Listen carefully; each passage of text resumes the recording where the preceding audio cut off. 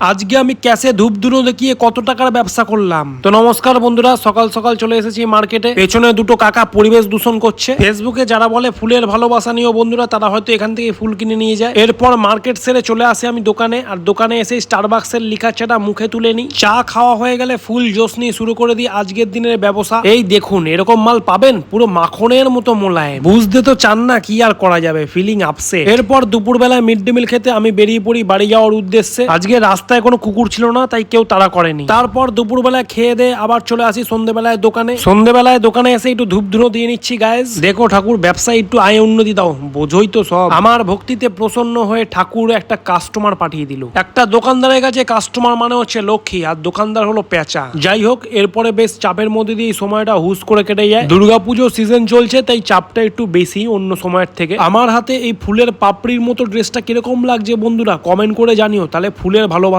পাবে। এরপরে সারাদিনের দোকানদারি হয়ে গেলে আমি বসে পড়ি হিসাবের খাতা নিয়ে হিসাব করতে করতে চুল ঠিক করছে, কেত মারছে। এ কে ভাই? এইভাবে না জীবনের হিসাব মিলবে না দোকানের হিসাব, কিচ্ছু করবার নেই। আমাদের দোকান বন্ধ করার একটা মুহূর্ত দেখাই তোমাদেরকে। পে দিয়ে ভূতটা আনার মতো এই বাচ্চা পুতুলগুলোকে দিন শেষে পে দিয়ে ধুলো তুলে দিতে হয়। এবার আমরা দোকানটা বন্ধ করি। তোমরা ভিডিও থেকে যাওয়ার আগে একটা লাইক করে দিও। দেখা হচ্ছে নেক্সট ভিডিওতে, ততক্ষণের জন্য বাই।